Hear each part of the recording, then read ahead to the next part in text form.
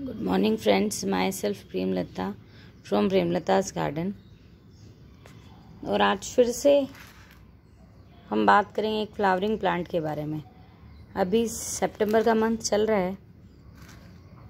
सितंबर के बाद अक्टूबर का मंथ वो है जिसमें हम सर्दी के लिए जो भी फ्लावरिंग वगैरह जिनके सीड लगते हैं, जो बीज से चलते हैं उनके बीज लगाए जाते हैं, और जो कटिंग से चलने वाले होते हैं उनकी कटिंग हम अभी सितंबर और अक्टूबर में करते हैं। इनमें से एक कटिंग से चलने वाला बेहद खूबसूरत फूलों वाला प्लांट है क्लांचो। इसे आप कटिंग से भी ग्रो कर सकते हैं, सिंगल पत्ती से भी ग्रो कर सकते हैं। यह भी प्लांट ऐसा है जिसमें पानी की रिक्वायरमेंट काफ़ी कम रहती है, क्योंकि इसकी जो लीव्स हैं उसमें पानी ऑलरेडी रहता है। ये सिंगल लीव को हम अगर इसी पॉट में वापस डाल देंगे तो यह धीरे धीरे अपनी इसी में रूट बना लेगा, क्योंकि इसकी पत्तियों में ऑलरेडी पानी रहता है, तो इसकी पानी की रिक्वायरमेंट कम होती है। और सर्दियों में फुल धूप में इसे रखें। और अभी ये मेरा स्क्रीन पे आप देख सकते हैं कि यह मेरे पास डार्क पिंक यानी रानी कलर का फूल है, और इसके अलावा इसमें ऑरेंज, वाइट, पिंक, रेड, ये सारे कलर्स आते हैं। ये इसकी हाइब्रिड वैरायटी है। इसमें आप देख सकते हैं यह इसमें डबल पेटल यानी कि डबल लाइन में पत्तियां होती है, और देसी वैरायटी होती है इसकी क्लांचो की जो सिंगल लीव्स भी होती है। यह फूल केवल सर्दियों में ही देता है, लेकिन अगर आप इस प्लांट को संभाल के शेडी एरिया में रख दे तो आप इसे गर्मी से अगर बचा लें तो पूरे साल ये प्लांट आपके पास बना रहेगा। और इसके फूलों की विशेषता ये है कि आप एक बार फूल खिलने के बाद वैसे तो इसे धूप की ज़रूरत रहती है, लेकिन अगर एक बार इसमें फ्लावरिंग हो जाती है, आप इसे खिल जाए तो आप इसे अपने रूम में, घर में कहीं भी रख सकते हैं। और 5-6 दिन में इसे एक बार धूप में रख दें, और बाकी आप आराम से आपके गार्डन में कहीं, घर में कहीं भी टेबल पर भी इसे रख सकते हैं, और यह इसी तरह से सुंदर लगता रहेगा। और जैसे जैसे सर्दियां बढ़ेगी यह प्लांट पूरा फूलों से भर जाएगा। इसमें छोटे छोटे फ्लावर्स जो हैं बनते रहते हैं, छोटी छोटी कलियां आप देख सकते हैं, छोटी छोटी कलियां बर्ड्स जो हैं वो बनती रहती हैं, खिलती रहती हैं। पुराने सूखते जाएं, उनको हटा दें तो ये अपने अपने नए फ्लावर्स बनाता रहेगा। और इसके अलावा मेरे पास इससे 3 प्लांट्स और हैं जो मैंने लास्ट ईयर, मेरे पास पिछले 2 साल से हैं, आप देख सकते हैं। एक यह भी क्लांचो की वैरायटी है।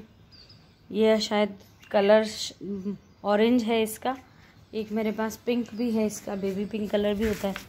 यह एक क्लांचो की वैरायटी है, और एक यह क्लांचो का प्लांट और है। यह इसकी देसी वैरायटी भी है। यह इसकी देसी वैरायटी है। इसमें रेड फूल आते हैं जो सिंगल पेटल के होते हैं और दूर दूर खिलते हैं। तो मैंने इस प्लांट को ऐसे ही मल्टीपल किया है, 1 से 2 या 2 से 3, इसी तरह से ग्रो करके मैंने इसे मल्टीपल करके बड़ा किया है। एक प्लांट मेरे पास ये भी है। सर्दियों के सीज़न में ये पूरे समय फूलों से भरे रहेंगे। आप देख सकते हैं मैंने इसकी कटिंग भी लगाई है।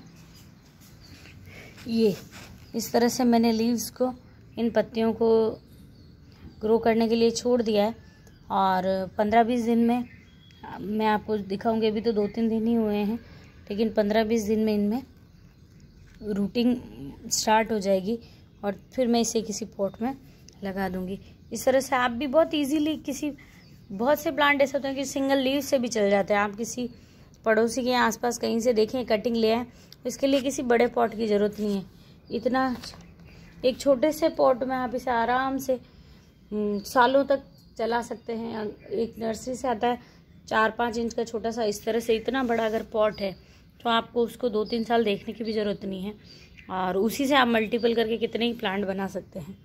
और इसमें भी वही इसकी रिक्वायरमेंट यही है, जैसे कि मैंने बताया कि इसको पानी की ज़रूरत कम रहती है, तो इसकी मिट्टी को वेल ड्रेन रखें और फुल बारिश से इसे बचाएं। और अभी इसमें सैंड की मात्रा ज़्यादा रहे ताकि पानी जो है ड्रेन आउट हो जाए, और वर्मी कंपोस्ट, और क्योंकि कोई भी फ्लावरिंग प्लांट होता है तो उसका जब ग्रोइंग टाइम होता है तब उसे ज़्यादा फूड की रिक्वायरमेंट रहती है, क्योंकि उसे फूल बनाने होते हैं। तो इसलिए फ्लावरिंग टाइम इसका विंटर है, तो उसमें आप महीने 15 दिन में एक बार चाहे तो गोबर की खाद या एक मुट्ठी वर्मी कंपोस्ट, जो कि नर्सरी में, किसी भी नर्सरी में इजीली अवेलेबल हो जाता है, वहाँ से लाके डाल दें और आपका प्लांट बहुत अच्छे से ग्रो करने लगेगा। बस इसमें पानी, ये है कि पानी, सबसे बड़ी गलती यही होती है कि पानी ज़्यादा देने से पौधे मर जाते हैं।